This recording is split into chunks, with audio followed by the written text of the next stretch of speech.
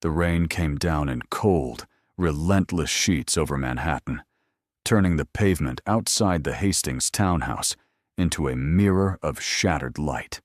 Amelia Mia Caldwell stood barefoot on the stone steps of the Upper East Side mansion, one hand wrapped protectively around her swollen belly.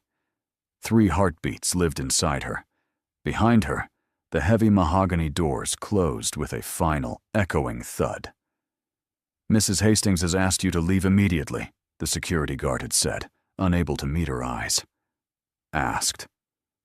Mia tasted blood where she had bitten the inside of her cheek to keep from sobbing. She wasn't hysterical. She wasn't screaming. That almost made it worse. Her suitcase, the small silver carry-on she used for weekend trips to the Hamptons, was tossed onto the wet pavement beside her. It looked painfully out of place beneath the glowing Manhattan skyline. Inside the house, through tall windows framed by silk drapes, she could still see crystal chandeliers flickering. Eleanor Hastings stood rigid in the foyer, posture sharp as a blade, her silk blouse untouched by the storm she had created. "You trapped my son," Eleanor had said minutes earlier, her voice calm and lethal, "and I won't allow you to destroy this family's reputation." Mia's fingers trembled over her belly. Triplets. She had found out that morning at Mount Sinai. She had planned to surprise Christopher with the ultrasound photos. Instead, he had stood silently beside his mother, while accusations filled the room like smoke. "You should go, Mia," Christopher had whispered, eyes fixed on the marble floor. "Just until things calm down." Just until. Lightning cracked above Fifth Avenue, and Mia felt a sharp tightening in her abdomen. Stress contraction. She inhaled, steady but shallow. Across the street, a black Mercedes idled at the curb. The driver looked away, pretending not to witness the exile of a pregnant woman. Mia bent slowly, picking up her suitcase as another wave of pain rippled through her. She had no idea that at that exact moment, an unread email sat glowing on her iPhone inside that suitcase. Subject line, "Confidential trust release, $100 million. And the people who had just thrown her out had no idea what they had truly lost. The taxi ride downtown felt longer than it should have. Rain streaked across the window in crooked lines, blurring the gold lights of Park Avenue into something distant and unreachable. Maya sat in the back seat, one hand gripping the leather strap of her purse, the other resting protectively over her stomach. 3 babies. And a husband who had just watched her get erased. Her phone buzzed once inside the suitcase at her feet, but she didn't hear it. All she could hear was Christopher's voice repeating in her head. Just until things calm down. The words had sounded almost gentle, almost reasonable. That was the cruelty of it. He hadn't yelled. He hadn't defended her either. He had simply stepped back and let his mother lead. Mia replayed the moment in the foyer, Eleanor's voice cutting through the marble hall, the family portrait above the staircase, Christopher standing beneath it, shoulders tense, fingers tapping against the side of his Rolex as if calculating stock prices instead of choosing his wife. "Chris," she had whispered. "Well, look at me." He hadn't.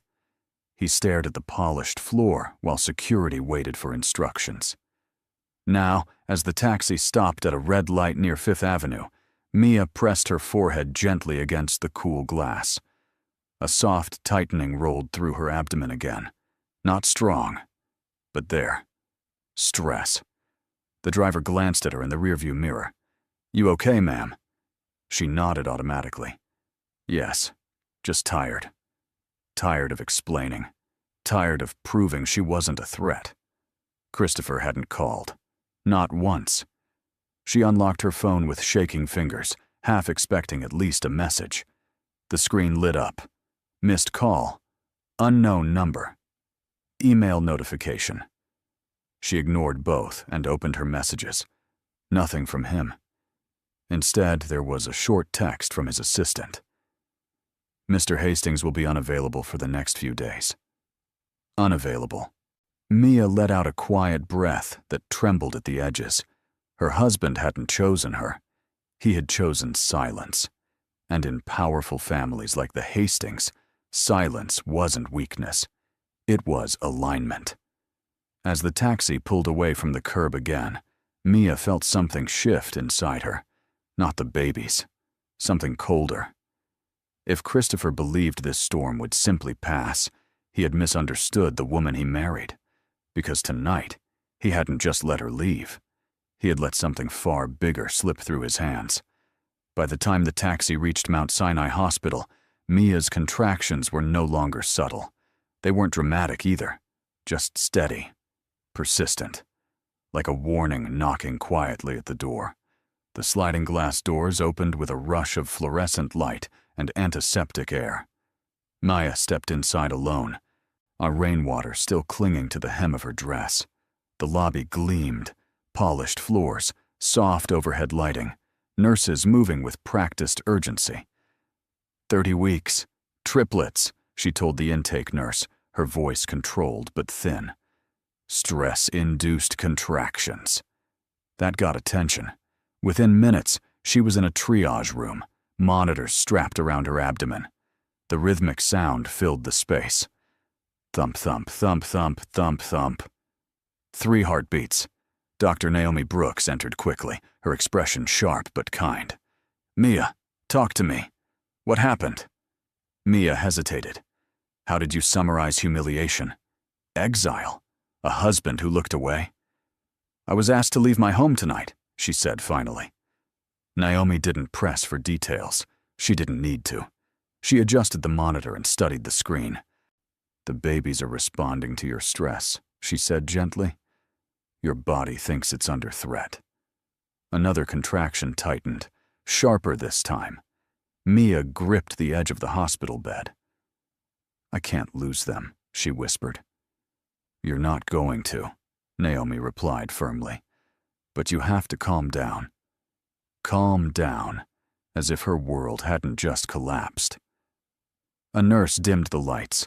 The room softened into shadow except for the glow of the heart monitor. Outside the window, Manhattan shimmered, distant and indifferent. Maya stared at the ceiling, breathing slowly like she'd practiced in prenatal class. Inhale. Exhale. She had planned to show Christopher the ultrasound that morning. 3 tiny shapes, 3 flickering pulses of life. She had imagined his surprise, his arms around her.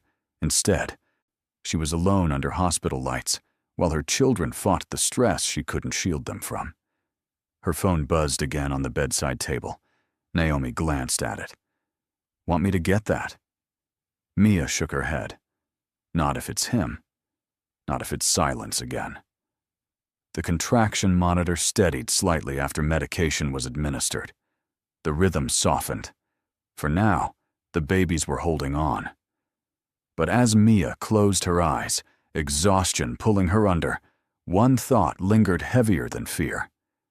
If Christopher could stand still while she was thrown out carrying his children, what else was he capable of standing still for? The hospital room was quiet, except for the steady rhythm of machines and the faint hum of Manhattan traffic far below. Midnight had passed. The city glittered beyond the window, like nothing had changed. But everything had. Mia lay propped against stiff white pillows, an IV line taped gently to her wrist. The medication had slowed the contractions, but her body still felt fragile, like glass holding 3 fragile flames inside it. On the small rolling table beside her bed sat her silver suitcase. Rain-dried now, slightly scuffed from where it had hit the pavement. A nurse had placed her belongings neatly on top. Wallet, prenatal vitamins, and her iPhone. The screen lit up again. 1 missed call. Unknown number. 3 unread emails. Maya stared at the notifications without touching them. She expected Christopher's name to appear eventually. An apology. A command. Something. Instead, the sender line read, Adrian Cole, Cole and Whitaker Trust Law, San Francisco. Her brow tightened. She didn't know any Adrian Cole. The subject line felt overly formal, almost cold. Confidential. Urgent trust disbursement. Notice. Mia exhaled slowly. It had to be a mistake. Spam. A scam disguised to look official. Wealthy families attracted those things. She locked the phone and set it face down. Across town, in a high-rise office overlooking the dark sweep of the Hudson River, a man in a charcoal suit stood alone beneath recessed lighting. Adrian Cole watched his computer screen, jaw set tight.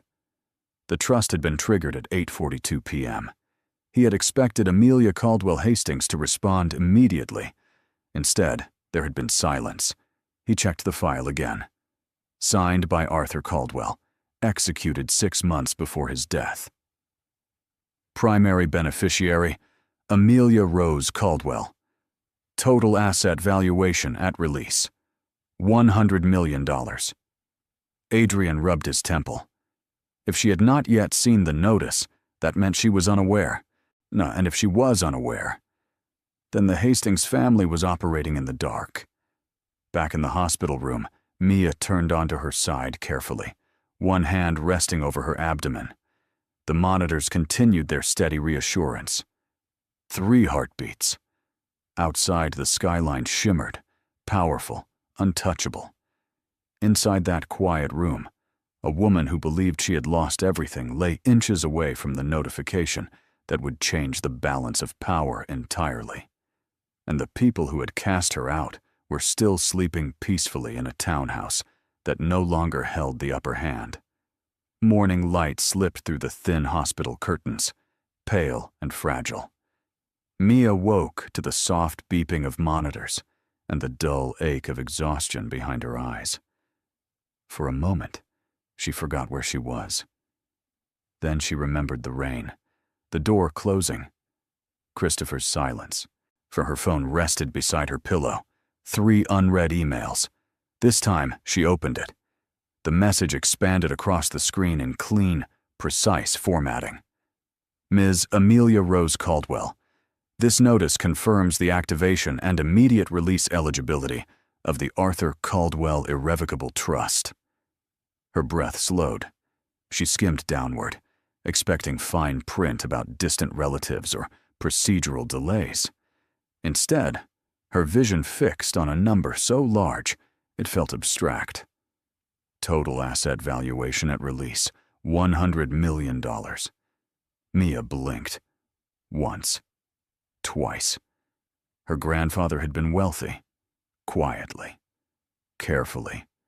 But she had never imagined this. Her thumb trembled as she continued reading.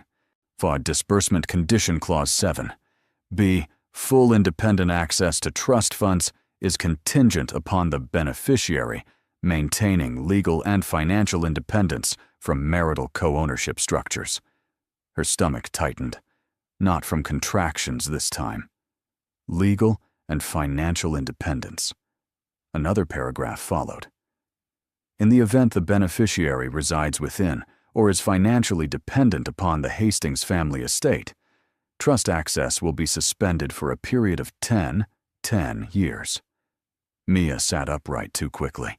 The monitor wires shifted against her skin. 10 years. Her grandfather had known. He had anticipated something. She reread the clause slowly. If she had stayed in the Hastings townhouse, if she had allowed herself to remain under their financial control, the entire inheritance would have been frozen. The air in the hospital room felt thinner. They hadn't just thrown her out. They had unknowingly freed her. Her phone rang suddenly. Unknown number. This time, she answered. Ms. Caldwell, a calm male voice said, "This is Adrian Cole. I represent your grandfather's estate. I assume you've read the notice." Mia swallowed. "Is it real?" "Yes," he replied. "And there is something else you need to understand." A pause. "Your grandfather amended the trust 6 months ago, specifically after reviewing the Hastings family's financial structure." Mia's pulse quickened. "What does that mean?" "It means," Adrian said carefully, "he believed you would need protection." Silence settled between them, heavy but steady. Mia looked down at her abdomen. 3 heartbeats pulsed beneath her palm. For the first time since standing in the rain, she felt something unfamiliar rise inside her. Not fear, not humiliation. Power.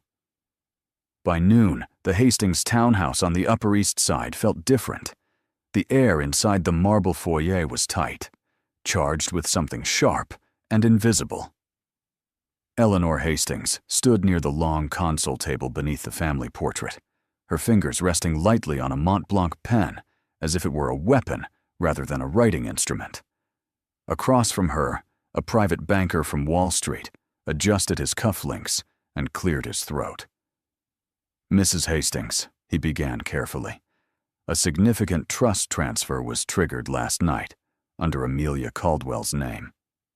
Eleanor's expression didn't shift. "What kind of transfer?" $100 million. Silence expanded through the room. Christopher, who had been pacing near the window overlooking Fifth Avenue, had stopped mid-step. "That's impossible," he said. The banker opened a slim leather folder and slid documents across the polished table. The Arthur Caldwell Irrevocable Trust, activated at 8:42 p.m., funds pending confirmation of beneficiary independence. Christopher's pulse began to pound in his ears. Independence. He replayed the timeline in his head. 8:42 p.m. That was minutes before security escorted Mia out. Eleanor's jaw tightened almost imperceptibly. "Is the trust accessible?" she asked. "Only if Mrs. Caldwell is legally and financially separate from this household." Christopher's stomach dropped. Separate. The word landed heavier than any accusation the night before. Eleanor's mind moved quickly, faster than panic, faster than guilt. "If she is currently residing elsewhere," she said calmly, "no, then the condition may already be satisfied." The banker nodded slightly. "If that is the case, the funds will be fully released within 72 hours. Christopher stepped back, his mind racing. They had pushed her out to protect their family name, and in doing so, they had handed her absolute financial power. Eleanor turned slowly toward her son. "You will contact her," she said. "Immediately." Christopher hesitated. Last night, he had let her walk into the rain carrying his children. Now, the stakes had changed. Not because of the babies, because of the money. He reached for his phone. For the first time since the door had closed behind Mia, urgency replaced silence. But what he didn't understand, what neither of them understood, was that the balance had already shifted, and Amelia Caldwell was no longer the woman standing barefoot in the storm. Mia was sitting upright in her hospital bed when Christopher's name finally lit up her screen. For a moment, she simply stared at it. The name that had been silent while she stood in the rain. The name that had not called when she was admitted for early contractions. Now, it was glowing insistently. She answered. "Mia." Christopher's voice came quickly, breathless. "Why didn't you tell me?" She almost laughed. "Tell you what?" "The trust," he said. No hesitation, no confusion. "The $100 million. I just spoke to the bank." There it was. Not. "Are you okay?" Not. "How are the babies?" The trust. Mia felt something inside her settle into place. "I didn't know," she said evenly, "until this morning." There was a pause on the other end. She could almost hear him recalculating. "Listen," Christopher continued, softer now. "Last night got out of control. My mother overreacted. We both did. We both." Mia looked down at the hospital bracelet around her wrist, her name printed in black ink. No Hastings attached. "You watched," she said quietly. "You didn't stop it." He exhaled sharply. "I was trying to protect the situation." "From what?" she asked. Silence. From scandal? From gossip on Fifth Avenue? From headlines? Or from losing access to something he hadn't known existed? Christopher's tone shifted again, warmer, Come home, let's fix this. The babies deserve stability. There it was. Not love. Strategy. Mia rested her palm over her stomach as one of the babies shifted gently beneath her skin. They deserve peace, she replied. And they'll have it, Christopher insisted. Or we'll handle the trust together. Together. The word felt foreign now. Mia closed her eyes briefly. Last night, she had been a liability. Today, she was leverage. Chris, she said slowly, if the money didn't exist, would you still be calling? He didn't answer immediately. That hesitation said more than any apology. I'm coming to the hospital, he finally said. Mia opened her eyes. No, she replied calmly. You're not. And for the first time since the storm began, she ended the call. Not him. Her. Christopher arrived anyway, not inside the hospital room. Security stopped him at the maternity floor. But he waited downstairs in the polished lobby, pacing near a display of fresh white orchids, as if he still belonged in control of something. Mia didn't go down. Instead, Adrian Cole walked in. He was taller than she expected, or early 40s, composed. His charcoal suit was understated but precise, the kind worn by men who understood long-term consequences. He introduced himself quietly and placed a slim tablet on the hospital tray beside her bed. There's something you need to see, he said. Mia's chest tightened. About the trust? Indirectly. He tapped the screen. Security footage filled the display. The Hastings foyer, the marble floor, the chandelier, and her. Standing there the night before, pale and stunned. The angle showed more than she had realized. Eleanor speaking calmly, Christopher standing several feet away. Not shocked, not confused, prepared. The timestamp read 8:31 p.m. Eleanor's voice echoed faintly through the footage. If she leaves voluntarily tonight, the optics remain clean. Mia's pulse stuttered. Christopher responded, too low but audible. And if she doesn't? Eleanor didn't hesitate. Then we make it uncomfortable enough that she will. The air left Mia's lungs. They knew, she whispered. Adrian nodded once. The trust activation occurred 11 minutes later. Your grandfather's estate monitors public financial shifts connected to the Hastings holdings. He amended the clause 6 months ago. Why? Because he suspected they were positioning you for removal. Mia stared at the frozen image on the tablet. Christopher turning his wrist, glancing at his watch as if timing her breakdown. Her body trembled, but not from weakness, from clarity. They weren't protecting the family, she said slowly. They were managing risk, Adrian replied. Another realization dawned. They thought I was powerless. Yes. Mia rested her hand over her abdomen again. 3 small lives depending on her. They tried to push me out before I had any leverage, she said. And in doing so, Adrian finished calmly, they triggered your independence. Downstairs, Christopher checked his phone repeatedly. No response.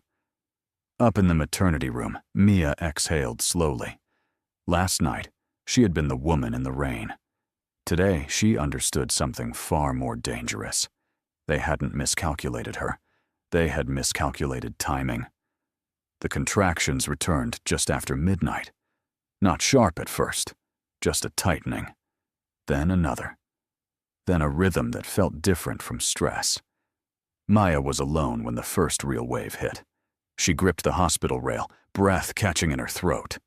The monitor beside her began to spike in uneven patterns, and within seconds, nurses rushed in.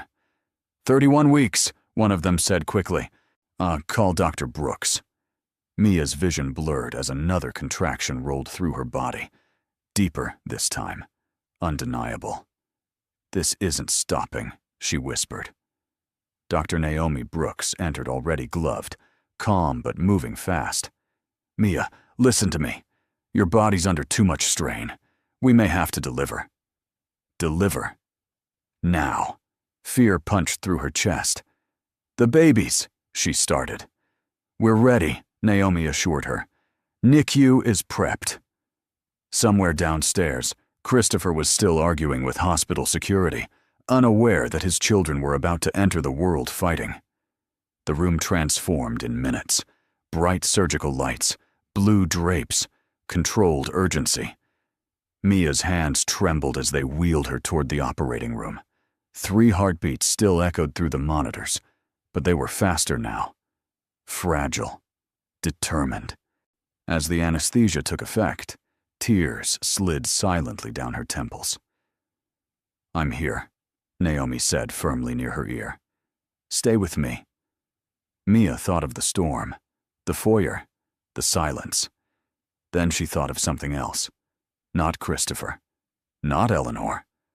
But the moment she had seen those 3 flickering shapes on the ultrasound screen. Life. The first cry came thin but real, then a second, then a third, weaker but unmistakable. Maya broke. A sob tore from her chest as nurses moved swiftly. Tiny bodies wrapped and rushed toward the neonatal unit. 3 boys, someone said. 3. Alive. She didn't see them long, just small faces, red and fragile, fighting for breath beneath soft oxygen hoods. But it was enough. Hours later, under dim recovery lights, Naomi returned to her bedside. "They're stable," she said gently. "Small, but strong." Maya closed her eyes, relief crashing over her in waves, heavier than any contraction. Downstairs, Christopher finally received the update. His sons had been born. And for the first time since the rain began, something else was clear. No amount of money could buy back the moment he had not been there. Mia saw her sons for the first time through glass. 3 incubators lined side by side in the NICU, each one glowing under soft blue light. Tiny hands curled, translucent skin, machines breathing steady rhythm into fragile lungs. Ethan, Noah, Lucas. She whispered their names like promises. Adrian stood a respectful distance behind her, saying nothing. He understood that some moments were not meant for legal strategy. The elevator doors opened at the end of the corridor. Christopher. He walked toward her slowly, a suit jacket unbuttoned, tie loosened. For the first time in years, he looked uncertain, not polished, not composed. "I heard," he said quietly. Mia didn't turn. "They're early," she replied, "but strong." He stepped beside her at the glass, staring at the 3 tiny lives that carried his last name. "I should have been here," he said. "Yes," she answered simply. The honesty cut deeper than accusation.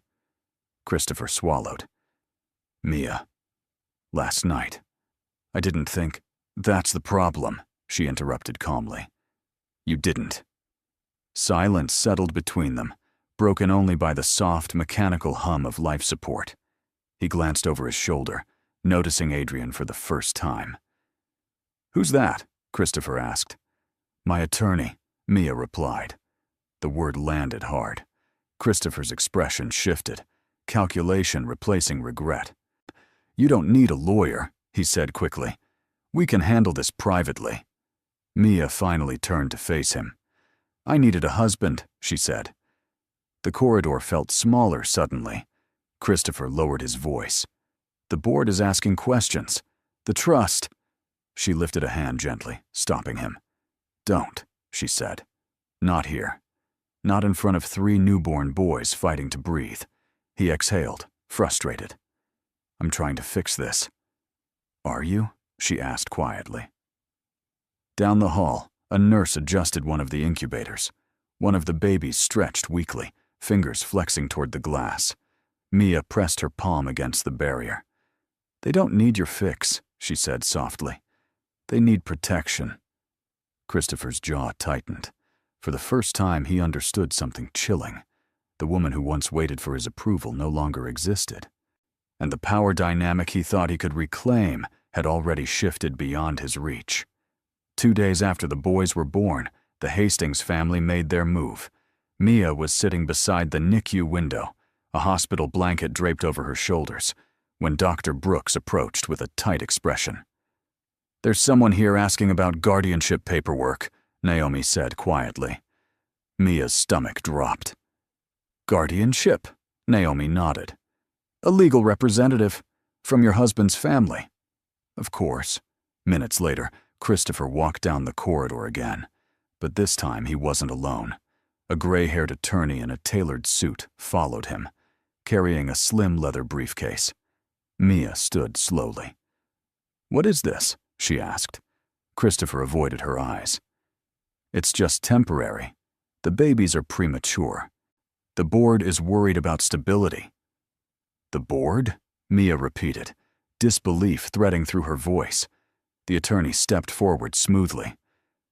"Mrs. Caldwell, given your current medical recovery and lack of permanent residence, the Hastings family is prepared to assume temporary financial guardianship of the children. Purely administrative. Administrative. 3 human beings reduced to paperwork." Maya felt something inside her harden. "And in exchange?" she asked evenly. Christopher hesitated. The attorney answered instead. "In exchange, the family is willing to support a structured reconciliation, with trust assets integrated into the Hastings portfolio for long-term security." There it was. Not about the babies, about access. Mia glanced toward the NICU glass, where Ethan's tiny chest rose and fell in mechanical rhythm. "You threw me out in the rain," she said quietly. "Now you want my children and my inheritance under the same roof?" Christopher's voice sharpened. "Don't twist this." "I don't have to," she replied. Adrian stepped forward for the first time. "My client will not be signing anything," he said calmly, "and any attempt to pressure her during medical recovery could be interpreted as coercion." The word lingered in the air. Christopher's composure cracked. "This doesn't have to get ugly." "It already is," Mia said. A nurse adjusted one of the incubators, unaware of the war being staged outside the glass. Mia looked back at Christopher one last time. "You didn't stand up for us," she said softly. "You don't get to claim us now." And for the first time, he realized the leverage he thought he still had was gone. The petition came faster than Mia expected. 48 hours after refusing to sign the guardianship documents, she was formally served inside the hospital. Eleanor Hastings was requesting emergency custody review, citing maternal instability and lack of permanent residence. Mia read the filing twice. Maternal instability.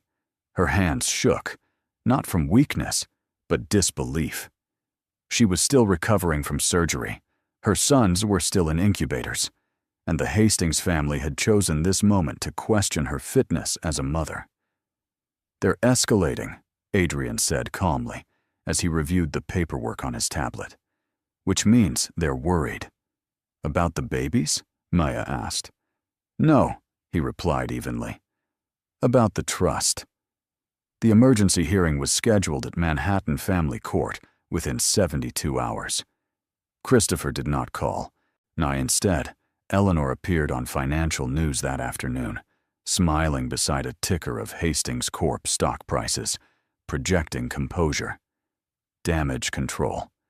The hearing room felt colder than the hospital. Mia wore a simple navy dress Adrian had arranged to be delivered from a nearby boutique on Madison Avenue. No jewelry, no dramatics, just quiet presence. Across the aisle, Eleanor sat perfectly poised, pearls resting at her collarbone, legal team flanking her like polished armor. Christopher avoided Mia's gaze entirely. The Hastings attorney stood first. "Your Honor, our concern is the children's welfare. Mrs. Caldwell currently lacks stable housing and financial structure." Adrian rose slowly. "Your Honor, my client has secured independent residence effective immediately," he said, "and full financial capability." The judge adjusted her glasses. "Meaning?" Adrian placed a single document on the bench. Activation confirmation of the Arthur Caldwell Irrevocable Trust. The number was visible. $100 million. A ripple moved through the courtroom. Eleanor's composure cracked for the first time. Christopher's face drained of color. The judge leaned back slightly. So Mrs. Caldwell does not lack resources? No, Your Honor, Adrian replied. She lacks only the support she was denied. Meta felt the weight shift, not dramatically, but undeniably. For the first time since the rain, she wasn't defending herself. She was standing on solid ground. And across the room, the Hastings family understood something they had not prepared for. They were no longer negotiating from power. The second hearing was no longer quiet. No word of the trust had spread. Financial reporters lingered outside Manhattan Family Court, whispering about the Hastings name and sudden volatility in their stock. Inside the courtroom, the air felt tighter, heavier. Eleanor had changed strategy. If this is about money, her attorney began smoothly, then Mrs. Caldwell's sudden inheritance raises concerns about motive. The timing of her separation from the Hastings residence appears convenient. Convenient. Mia felt Adrian shift slightly beside her, but she remained still. The implication was clear. She had left for leverage. She had staged the exile. Adrian stood. Your Honor, if we're discussing timing, I believe context is necessary. He tapped his tablet once. The courtroom screen flickered to life. Security footage. The Hastings foyer. The marble floor gleaming under chandelier light. Mia standing near the staircase, visibly pregnant. Eleanor speaking calmly. Christopher positioned near the door. The timestamp glowed in the corner. 8:31 p.m. The audio was clearer than before. Eleanor's voice carried across the silent courtroom. If she leaves voluntarily tonight, the optics remain clean. A murmur rippled through the gallery. Christopher's voice followed, lower but unmistakable. And if she doesn't, Eleanor responded without hesitation. Then we make it uncomfortable enough that she will. The video continued, security stepping closer. Mia's shoulders tightening, Christopher turning away as the door opened. The timestamp shifted. 8:42 p.m., the moment the trust activated. The room went silent. Not dramatic silence, heavy silence, the kind that alters direction. The judge leaned forward, expression sharpening. Counsel, she said slowly to Eleanor's attorney. This appears to be coordinated removal. Eleanor's composure fractured. This is being misinterpreted, she said tightly. Adrian didn't raise his voice. The trust clause required independence from the Hastings household, he said calmly. They attempted to remove her before knowing the activation had already been triggered. The implication landed fully now. They hadn't pushed Mia out because she was unstable. They had tried to manage optics and control, and instead, they had documented their own strategy. Christopher finally looked at Mia, not with calculation, with something closer to fear. Because for the first time, the narrative wasn't about inheritance, it was about intent. And intent changes everything in court. By morning, while the Hastings name was everywhere, financial news tickers scrolled across giant screens in Times Square. Business anchors on CNBC dissected the courtroom footage frame by frame. The phrase, coordinated removal, repeated like a stain that wouldn't wash out. Hastings Corp stock dipped 5% before noon, then 8%.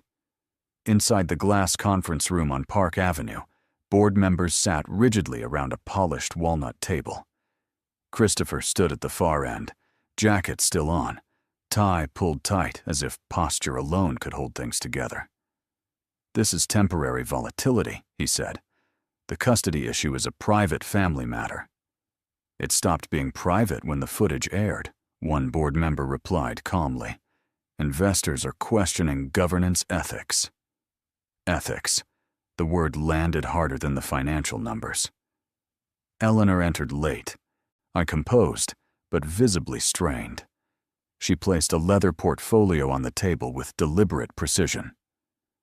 "This family built its reputation over 3 generations," she said. "We are not going to let emotional theatrics dismantle it." Across Manhattan, Mia sat in a quiet, furnished apartment Adrian had secured overlooking the Hudson River. It wasn't extravagant, just clean, safe, independent. Her sons remained in the NICU, stable but small. She watched the news without sound. Christopher's image flashed briefly on the screen, walking out of the courthouse, avoiding questions. "Mr. Hastings, did you attempt to force your pregnant wife out to protect assets?" No answer. Mia muted the television entirely. This was no longer about scandal. It was about exposure. In the boardroom, another director leaned forward. "Christopher, were you aware of the trust clause?" He hesitated. That pause said enough. The chairman exhaled. "Until this stabilizes, your executive authority will be temporarily suspended." The words were clinical, clean, but devastating. Christopher's world shifted in that single sentence. Back in the apartment, Mia placed her hand gently over the small stack of NICU photos Naomi had printed for her.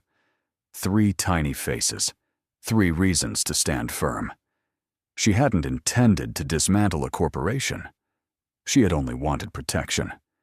But when powerful families gamble on control, they rarely expect consequence. And for the first time, the Hastings legacy was no longer untouchable. Christopher requested to see her alone. No attorneys, no board members, no cameras waiting outside. Mia agreed, but only in the hospital's private family consultation room, just down the hall from the NICU. Neutral ground. He arrived without his usual polish. No tailored jacket. No perfect posture. Just a man who looked like he hadn't slept. For a moment, neither of them spoke. Through the glass wall behind Mia, 3 incubators glowed softly under dim lights. Machines hummed, steady and fragile. Christopher broke first. "I never meant for it to go this far," he said. Mia studied him carefully. "How far did you think it would go?" He ran a hand through his hair, frustration surfacing. "It was supposed to calm things down. My mother thought if you stepped away temporarily, she thought I was expendable," Mia finished quietly. He didn't deny it. Silence settled between them, thicker than anger. "I was trying to protect the company," he said finally. "Everything we built." Mia's expression didn't shift. "Well, what about what we built?" she asked. His jaw tightened. "I thought you'd come back," he admitted. "You always do." The honesty cut deeper than anything else. She always bent first, always apologized first, always chose peace over pride. Until the rain, Mia leaned back slightly in her chair. "You didn't stand up for me," she said. "Not as your wife, not as the mother of your children." Christopher looked toward the incubators instinctively. "I didn't know about the trust," he said, almost defensively. "That's the point," Mia replied. "You only stood still when you thought I had nothing." The room felt smaller. He swallowed hard. "Tell me what to do." For the first time, there was no strategy in his voice, just uncertainty. Mia considered him carefully. "Answer one question," she said softly. He nodded. "When your mother said, 'Make it uncomfortable enough that she leaves,' why didn't you stop her?" Christopher opened his mouth, closed it, opened it again. No answer came. And in that silence, Mia finally understood something that set her free. It wasn't money that had changed her position. It was clarity. And clarity doesn't negotiate with hesitation. The final custody hearing lasted less than 40 minutes, not because it was simple, but because the facts had already rearranged themselves. Mia sat straight-backed beside Adrian, hands folded calmly in her lap. She wore a tailored cream blazer over a soft blue dress. Understated, deliberate. No attempt to intimidate. No attempt to impress, just presence. Across the aisle, Eleanor's composure looked thinner than before. Christopher sat beside her, quieter now, and stripped of corporate authority and public confidence. The judge reviewed the documentation one last time. Security footage, trust activation timeline, board suspension notice, medical records from Mount Sinai confirming stress-induced premature labor. When she looked up, the courtroom felt suspended in stillness. "Mrs. Caldwell," the judge began, "this court finds no evidence of instability on your part. On the contrary, the record indicates deliberate pressure placed upon you during a medically vulnerable period." Eleanor's attorney shifted uncomfortably. The judge continued, "The request for emergency guardianship is denied." A breath moved through the room, but the judge wasn't finished. "Furthermore," she said, her tone sharpening slightly, "the court strongly cautions the Hastings family against any further attempts at coercion, and such actions may warrant additional review." Coercion. The word echoed. Christopher closed his eyes briefly. Mia did not look at him. "The children will remain under the sole legal and physical custody of their mother," the judge concluded. "Visitation arrangements may be established once stability is demonstrated." The gavel struck once. Clean. Final. Outside the courthouse, cameras waited again. Questions flew as Mia exited with Adrian at her side. "Mrs. Caldwell, do you consider this a victory?" She paused just long enough to answer. "It's not a victory," she said calmly. "It's protection." Across the street, Christopher watched from a distance, not beside her, not shielding her, just watching. The board of Hastings Corp. Released a statement that afternoon announcing executive restructuring. Eleanor's honorary chair position was under review. For the first time in weeks, Mia felt something unfamiliar settle into her chest. Not relief, not triumph. Stability. And when she returned to the NICU later that evening, she placed her hand gently against the glass and whispered to her sons, "It's just us now." The penthouse overlooked the Hudson River. Not flashy, not ostentatious, just high enough that the city felt quieter from above. Mia stood barefoot near the floor-to-ceiling windows, the early evening sun washing the living room in soft gold. The space was newly furnished. Neutral tones, warm wood, clean lines, nothing inherited, nothing borrowed, everything chosen. For the first time in months, the silence around her felt safe. The boys were still in the NICU, gaining strength day by day. Ethan had begun gripping the nurse's finger. Noah's breathing had stabilized without assistance. Lucas, the smallest, was fighting the hardest. But fighting. Mia checked the live NICU camera feed on her phone, watching their tiny chests rise and fall in synchronized rhythm. 3 lives. 3 reasons she had not broken. Behind her, Adrian stepped into the room, setting a slim folder down on the kitchen island. "The title transfer is complete," he said calmly. "This property is fully under your name." Mia turned slightly. "No joint oversight?" "None," he replied. "Independent ownership." The word carried weight. She walked slowly across the hardwood floor, fingertips brushing the cool stone countertop. The apartment wasn't purchased to prove anything. It wasn't retaliation. It was security. Christopher had tried calling again the night before, a brief message this time. "I'm not fighting you anymore." She hadn't responded. This wasn't about war. It was about boundaries. Adrian moved toward the window, keeping a respectful distance. "You could have made this public. A press conference. A statement." Mia shook her head gently. "I don't need spectacle," she said. "I need stability." Below them, boats moved quietly along the river. The Manhattan skyline stretched in clean lines, indifferent but enduring. For the first time, Mia understood something deeper than victory. Money had shifted the balance, but independence had shifted her. She rested her hand lightly over her abdomen, no longer carrying life, but still carrying responsibility. When her sons came home, this would be their beginning. Not in a townhouse built on control, but in a space built on choice. And that difference would shape everything. The ballroom at the Plaza Hotel glowed beneath crystal chandeliers, soft gold light reflecting against polished marble floors.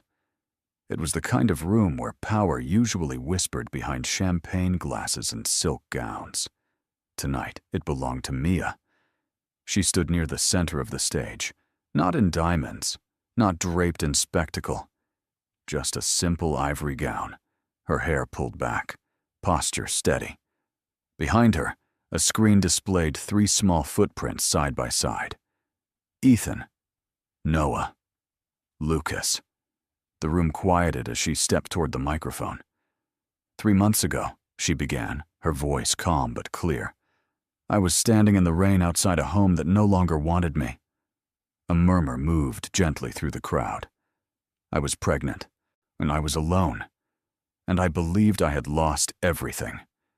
Across the ballroom, donors, business leaders, and journalists listened, not to scandal, but to transformation. The Triple Hope Foundation, she continued, is not about wealth. It's about protection for women who are financially controlled, legally cornered, or emotionally erased. The screen shifted to statistics, economic dependency rates, legal resource shortages, housing insecurity numbers. This foundation will fund emergency legal representation, independent housing grants, and neonatal medical support for mothers under coercive pressure. Applause rose, not explosive, but sincere. Adrian stood near the back of the room, watching quietly. He had advised against public events at first. Too soon, too visible. But Mia understood something he didn't. Silence had protected the wrong people for too long. A reporter raised a hand. Mrs. Caldwell, is this a response to your former in-laws? Mia met the question without flinching. It's a response to a system that assumes women will stay quiet. Across Manhattan, Eleanor Hastings watched the live stream from her dim office, expression unreadable. For the first time, the narrative wasn't about corporate stock or courtroom drama. It was about impact. When the final pledge numbers appeared on the screen, the total surpassed $5 million in additional funding. Mia stepped down from the stage slowly. This wasn't revenge. It was redirection.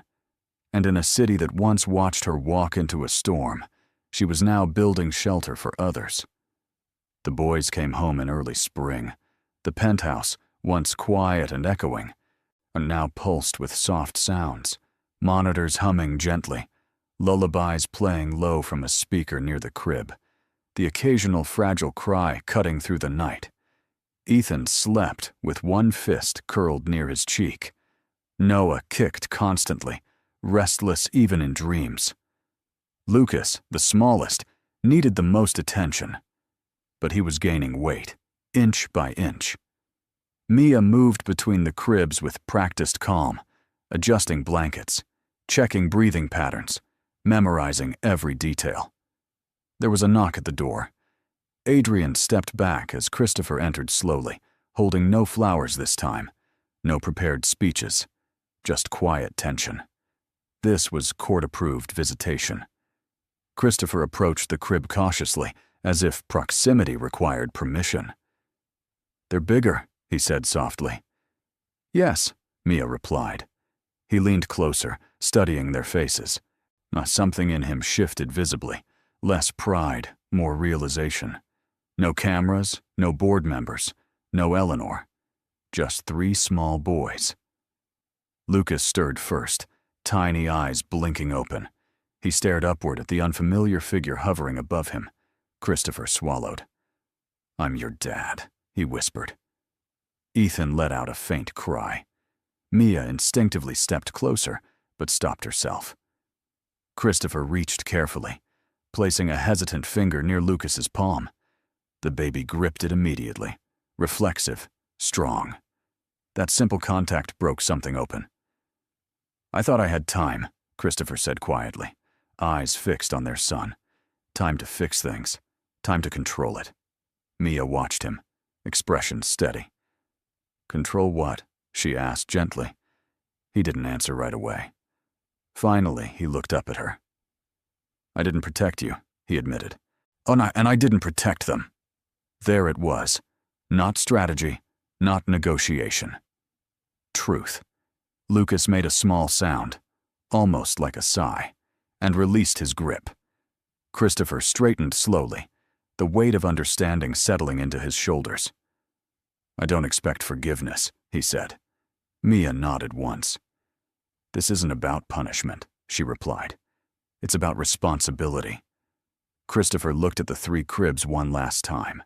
For the first time, he understood that power wasn't inherited. It was proven. And he had failed when it mattered most. 1 year later, the Hudson River looked different. Or maybe Mia did. She stood on the penthouse balcony just after sunset, the Manhattan skyline stretching wide and golden beneath a fading sky. Inside, soft laughter drifted through open glass doors. Ethan had just taken his first steps that afternoon. Noah had discovered how to clap for himself. Lucas, once the smallest fighter, now babbled non-stop, determined to be heard. The apartment no longer felt like a refuge. It felt like home. The Triple Hope Foundation had expanded into 3 states. Emergency housing grants were active. Legal clinics were staffed. Neonatal partnerships were growing. Quietly, steadily. No spectacle, just structure.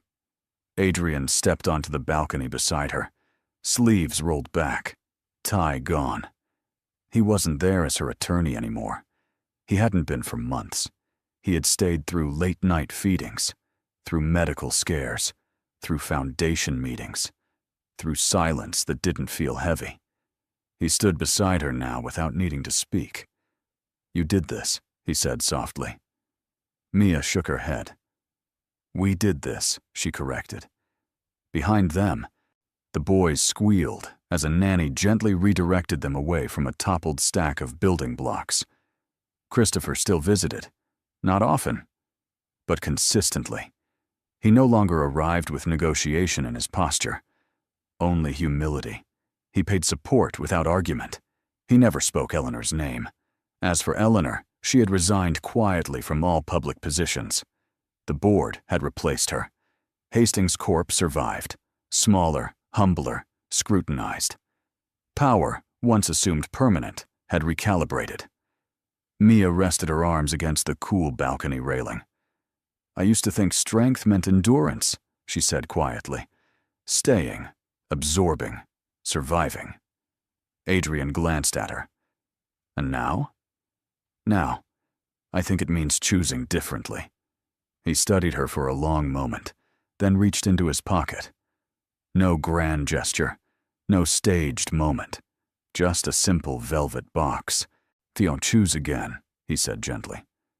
Inside, the ring was understated, elegant, honest. Mia didn't answer immediately. She looked back through the open doors at her sons, safe, laughing, protected. Then she looked at the skyline that had once watched her walk into the rain. "Yes," she said. Not because she needed saving, but because she was no longer afraid. So, that's how the story closes. And if you're still here right now, truly still here, then something in this journey must have touched your heart in a quiet way. Mia's story isn't really about money. It isn't even about revenge. It's about clarity. It's about the moment a person realizes they don't have to beg to be protected. They don't have to shrink to be loved. They don't have to stay where they are, only tolerated. The Stoic philosophy teaches us something powerful. You have power over your mind, not outside events. Marcus Aurelius. Mia couldn't control the storm, the exile, or the silence of her husband, but she could control her response. She chose dignity over drama, structure over chaos, protection over pride. And maybe that's the real lesson here. Sometimes strength is not fighting louder, it's walking away cleaner. Sometimes healing isn't forgetting the pain, it's using it to build something better. If you're listening to this and you feel seen, maybe you're in your own quiet storm right now. Just remember, independence begins the moment you stop negotiating your worth. If this story meant something to you, take a second to like, share, and subscribe. Someone else out there might need this reminder too. And I'm really glad you stayed until the end. This story is a fictional narrative created for entertainment, inspiration, and educational reflection purposes only. The characters, events, corporations, and legal situations portrayed in this video are entirely imagined and are not intended to represent any real individuals, families, or companies. While the story includes realistic themes such as financial control, legal disputes, and family conflict, it does not provide legal, financial, or medical advice. Any references to real locations in New York City or recognizable institutions are used solely as part of the fictional setting to enhance storytelling authenticity. Viewers should not interpret this content as factual reporting or documentary material. The purpose of this video is to explore themes of resilience, independence, personal growth, and accountability in a dramatic format.